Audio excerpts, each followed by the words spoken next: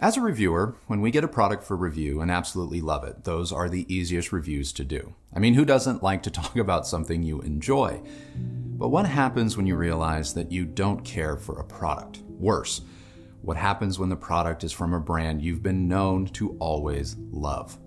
It can be easy for a reviewer to shrug off a less than stellar product, even choose not to review it, especially if it's from a no-name brand. But man, when it's a product from one of your go-to brands, then what? Let's find out.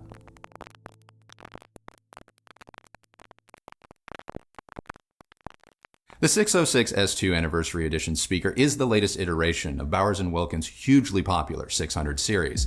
Now in its 7th generation, the Anniversary Edition commemorates the series' 25th anniversary, which is a huge feat. To celebrate, Bowers Wilkins has made updates to the speaker's dome tweeter, utilizing a newer decoupled double dome design. Made it to their own continuum cone, which made its debut back in the brand's costlier 800 series Diamond some years ago.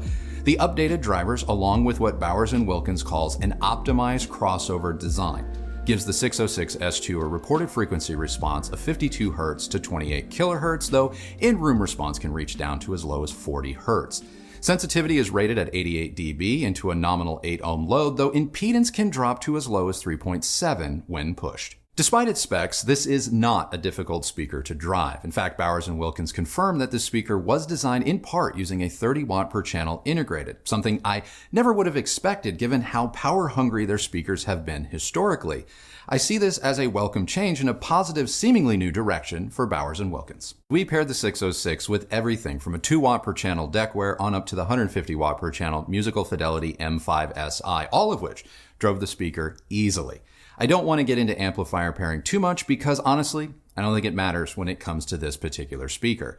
But if you are at all curious, you'll find those details noted in the description below. For me, no amplifier really addressed the concerns I have with the 606 S2. Now, just so we're all on the same page, Bowers Wilkins is aware of this review. I reached out to them for comment, and I will be sharing some of their official statements throughout this video. The 606 S2 and 607 S2 speakers used in this review were purchased at retail by me. In other words, these are not press samples. I bought these at different times from different retailers in order to eliminate any questions with respect to damage, defects, etc. In other words, I am a customer, just like you. So how do they sound? In my opinion, these speakers are a mess. If you've done any research on this series, you know there is a lot of talk about this speaker's high frequency performance. While I understand that perceived sound quality is ultimately subjective, and that at the end of the day, the only person who has to like the sound of anything is you, I don't believe this speaker's high frequency performance to be good, let alone accurate. In my opinion, it can be very fatiguing. Even when listening at moderate levels, for example around 50 dB or so, when connected to either a Class AB amplifier like the name Unity Atom or a single-ended triode tube amplifier like the Deckware Zen, the highs of this speaker were overtly accentuated, brash, and in no way in line with the rest of the speaker's frequency response. And for those of you scratching your head wondering why on earth did I put a Zen amp to these speakers, I did it for two reasons: to prove that power wasn't the problem, and the Zen amp has one of the smoothest high frequency presentations I've heard, and I thought it might help tame some of the 606's top end harshness. It didn't. This is ultimately what led me to reach out to not only Bowers Wilkins, but their parent company Sound United with my thoughts. While I was very confident the speaker was not broken, I didn't want to take any chances. And it was ultimately decided that the best way forward was for us to buy another pair of speakers that we could get our hands on. The 607 S2, which share a similar design, not to mention the same tweeter as the 606. Here's what Bowers Wilkins, Director of Product Marketing, Andy Kerr, had to say about the voicing of the new Anniversary series. The component selection, frequency response, and final sound of the 600 series Anniversary Edition, and indeed every other range of loudspeakers we make, have all been carefully optimized and are in no way an accidental outcome or a byproduct of slapdash engineering. We are proud of the products we make, and this is how we want them to sound. Now, I am not suggesting the speaker's sound is the result of poor engineering, but according to Mr. Kerr, the voicing is purposeful. Even when listening to the highest resolution recordings, the highs from this speaker are prone to excessive sibilance, distortion, and ringing, even at moderate levels and regardless of your amplifier pairing. Well, some have said the speaker's treble response gives the speaker an incredible sense of detail and immediacy, something perhaps Bowers and Wilkins hasn't historically been known for. The increase in perceived detail comes at the expense of sounding natural. Instead, it feels incredibly artificial. The highs are rather full of artifacts, similar to the type you may associate with poor MP3 compression at their extremes.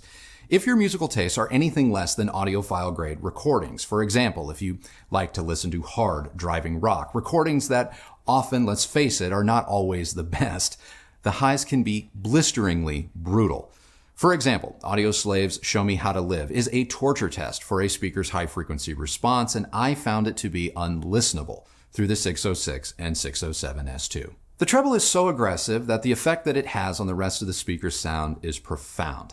The mid-range, while still possessing a bit of that B&W signature, that leaner mid-range, is now completely overshadowed.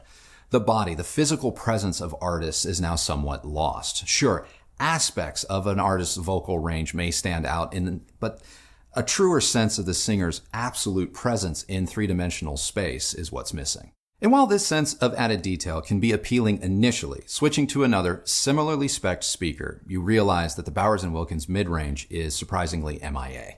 Trying to bring the speaker's treble response more in line with the mid-range, I used the tone controls on the Blue Sound power node, setting the treble to -6 dB. While this helped to curb some of the speaker's aggressive tendencies, it didn't eliminate it. The mid-range with the treble lowered now sounded more vague, distant, and muffled as a result. There is almost no appreciable transition from one part of this speaker's frequency response to the next. It is very much a compartmentalized sound of bass, mid-range, and treble, with seemingly audible gaps between each. And as for the bass, it is punchy AF. It is arguably more dynamic and more aggressive than any Bowers & Wilkins speaker I have heard to date, regardless of its price or design, which I could say, for some of you, is potentially a positive. This is not a loudspeaker with a reserved or polite demeanor, especially down low. The 606 and 607 S2 are both very rowdy. The soundstage is vast, at least horizontally, provided you sit smack dab in the center between the left and right speakers. Dispersion is not good off-axis, as sound quickly bunches up to one side or the other as you move left to right. While the speakers are very capable of presenting you with a large-scale soundstage, I wouldn't say the definition within it, apart from the high-frequency rendering, of course, is particularly sharp or altogether focused. The soundstage presence is definitely forward, projecting well in front of the speakers themselves, but not receding back too much, making for an overall presentation that is more wall-like than stage. Dynamics, on the other hand, are epic. I'm used to needing to play with Bowers & Wilkins speakers a bit in order to achieve their best sound. Hell, the 702 signature we reviewed last year required some serious experimentation in order to get right, especially with respect to dynamics. But when we did, it was amazing, which is why we awarded it one of our loudspeakers of the year. The 606 is the opposite of that experience. This speaker wants to rock and rock hard 24/7, even if you're trying to enjoy something a little bit mellower, like, say, Diana Krall. Dynamics are not this speaker's shortcoming. Like I said earlier, getting this speaker to dance doesn't appear to be amplifier dependent. And when asked for B&W's recommendation on system matching, specifically amplifier power, Mr. Kerr had this response: "We have to make the business of getting up and running with the 600 series as easy and as painless as possible, right?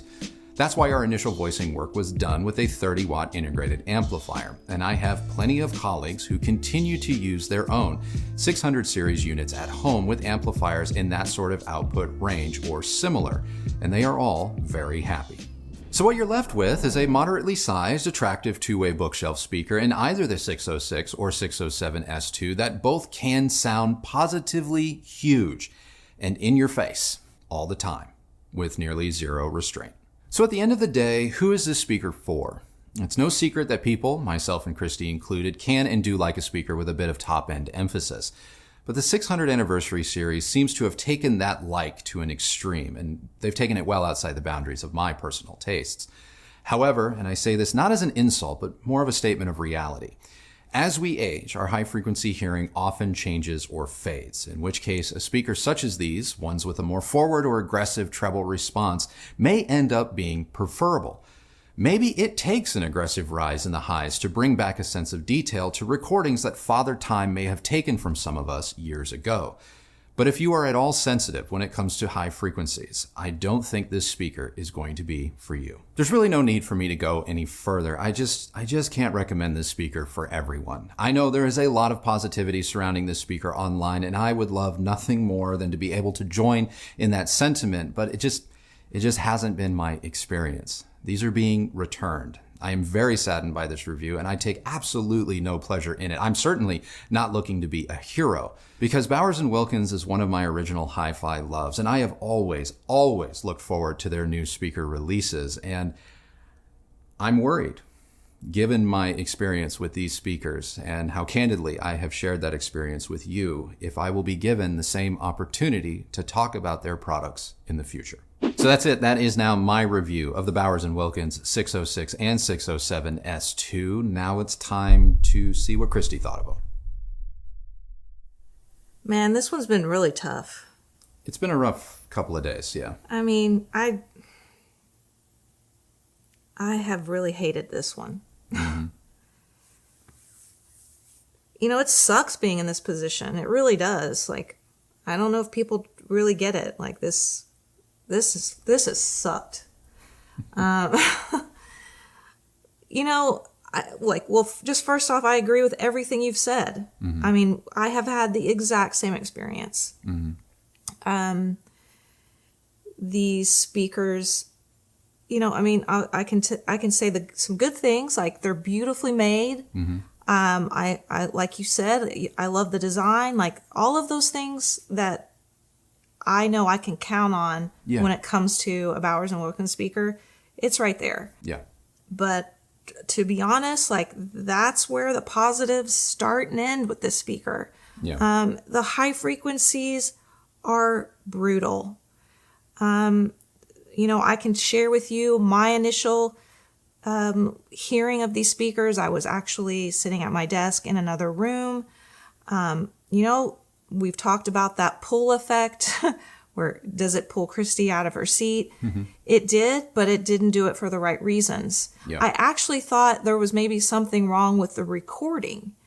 I was like, what is that? I think maybe were the words that came out of my mouth. I know I said, that sounds like, what's wrong with it? Mm-hmm. That sounds, we were listening to a female vocalist. I think it was Alanis. Yeah. And I was like, she sounds scratchy, mm-hmm. which is, I know, real helpful, real lay person's terms, but that's who I am. You know I may not be able to accurately describe what that is. You audiophiles out there may say, well, that's transparency. If it is, I don't need that in my life. Sorry. It's too much. It's too much. There is such a thing as too much of a good thing. Yeah. For me, she sounded like she didn't have a pop filter in front of her when she was recording. And if you're not sure what that means or what that is, a pop filter, if you've ever watched someone being recorded in a studio, you may notice like a round screen that sits in front of the mic. What that does is it helps eliminate some of those sibilance features. Sibilance and plosives, Yeah, like if you're spitting or the smacking of your mouth, that, it cuts down on all of those things. Kind of stuff that, you know what, we know that they happen, but you don't want to hear it. Mm-hmm. And you could hear that all over her recordings. Yeah. And okay, so maybe somebody is going to say, well, that's a great thing. Yeah. Yeah, no, it's not. It's not. And I just want to say one other thing because Mr. Kerr alluded to the fact that this is something, at least from the team of designers that were involved with this particular speaker, that they were also involved with the duos that we loved, as well as the formation duos and the 702 signatures, which we love. Now, I can tell you, I have not heard any of those traits in either of those speakers. I will say that those speakers could have the potential to extend really high. I'm not gonna say that they didn't have that ability, and I'm not gonna say that under the right circumstances, the formation duos especially, that they weren't energetic sounding. It just feels to me like it's just a little bit more here with this speaker. It's not that B&W has been neutral its whole life and then suddenly here comes this thing out of nowhere. They've always had a character. Whether you want to call it dark and moody or lively, it's up to you. But it just seems like it got injected with just a little bit of steroids on this go around. Yeah, I mean it's intense, and for those of you out there that frequently watch the end of these videos, and you maybe have gotten a sense of the type of sound that I gravitate towards, you know that I love a lively speaker. Mm-hmm. I don't mind a bright speaker. Mm-hmm. I tend to prefer that. Mm-hmm. I am somebody that struggles with hearing every little thing. Like I know because we've done some, in-home hearing tests or whatnot, and according to those tests, I do suffer some high frequency hearing loss because, frankly, I have not taken good care of my hearing. I have grown up listening to very loud volumes, and I can still remember my grandfather telling me when I was, in high school that I was going to go deaf. Well, I'm not deaf, but I can definitely tell you that I do have trouble hearing higher frequencies. And like if we're watching a movie, there's a lot of times where I'm like bugging Andrew, going, "What did he say?" Because I can often miss it. And I think that because of that, it makes sense that I like those brighter speakers. Absolutely. But this was too bright for me. Yeah. Now, it may be great for you. You may feel differently. Mm-hmm. All we can do is share our personal experiences so that you might know what to expect. Yeah. So that's where I stand on that. I'm not going to lie, like within seconds, I can't even say minutes, this speaker gave both of us headaches. Yeah, that was pretty significant, the level of like temple tension headaches that started to develop not even halfway through a track. And I can tell you, for me at least, that's only happened on one other speaker, and that was the Buchart S400s. The 400, older one, not the power ones, not the new ones. Yeah, because we haven't heard those, we haven't been sent those, but I've never had that experience. Andrew has. He is notoriously far more sensitive to these kinds of things than me because he has way better hearing. The guy, I swear, it's scary the things he can hear from another room. I'm like, well, damn it, there's just never going to be any secrets I can keep in this house. So, if you aren't like that, then you may not feel that way. And if you do have significant high frequency hearing loss, you may turn the speaker on and be like, well, hell yeah, this is what I've been waiting on. Yeah. But, here's the but. If you are a fan of Bowers and Wilkins, and let's say you've got a pair of speakers from, 10 years ago sitting in your room, and then you're like, well, man, I want to treat myself. You want to have a little treat yourself day, and you want to splurge and get yourself something new. You might want to be prepared that this ain't your grandma's Bowers and Wilkins. Yeah, I would say if you're coming from just the previous generation, maybe the jump isn't as high. I don't know. We didn't have the sixth generation 600s here to compare. I would definitely say, because I think the last 600 series speaker I had was maybe fourth generation. So it's been a couple of years. We're going back a little ways. I can say without a shadow of a doubt that you will experience like, whoa, this is something different. Yeah. But the only other thing I really want to add, just to give you some insight, as to the links we went to test these speakers. We threw everything at it, just like we did the 702. We threw every amplifier pairing on these speakers because we want a good outcome. Like I hope you guys know, and I really hope if, Bowers and Wilkins, if you're still listening, I hope you know we want good things to come out of any review we do. We want to love your products. Yeah. Because like Andrew says, it is not fun having to struggle with coming out with, admitting like, yeah, this just isn't right. This isn't it just for us, but I don't know if it's right for anybody. It's just one of those things where it's like, yeah, I didn't want to. It's not that I didn't want to believe the experience that I was having. I mean, I heard it. I believed it as soon as it happened. But I wanted to try and do everything that I could to hopefully, maybe see something different or look at something in a different way, because it sucks. It sucks when you just literally are like, I would skip this. And it's rough. It's rough because the same amount of effort, more so maybe even, went into bringing you, and frankly, Bowers and Wilkins, this particularly critical view of something than had it been positive. Because if something is positive, like we say in the review, it's easy.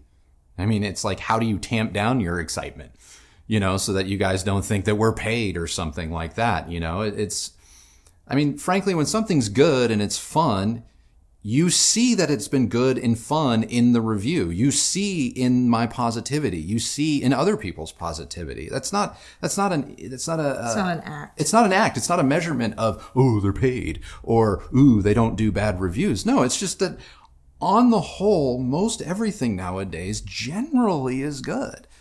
And to some people and to the right listener, this is going to be good for reasons that I state in the review. But for me as an individual, my opinion and Christy's experience, this just wasn't good. It just missed the mark. And that sucks. And that sucks so hard, because I know how stressful the last 7 days, 10 days, the entire process with these speakers has been, but especially as we've neared taping. I know how difficult it's been. I know how stressful it's been. Christy and I have disagreements a lot, but nothing has weighed on us quite like this, because the sad reality, or just the reality of situations in general, is there is a very real possibility that doors will be closed because of this, but it was never a question of not doing it. And I was never going to pull punches, and I was never going to lie. But that doesn't mean that this doesn't suck any less. So, anything else? No. All right. So yeah, that is our review of the Bowers & Wilkins 606 and 607 S2 loudspeaker. If you want to leave us a comment down below, go ahead. You know how to do everything else. So I'm just going to say that at the end of the day, the only person who has to like the sound of your system is you. So happy listening, everybody. Thank you for watching, and we will see you on the next video. Bye.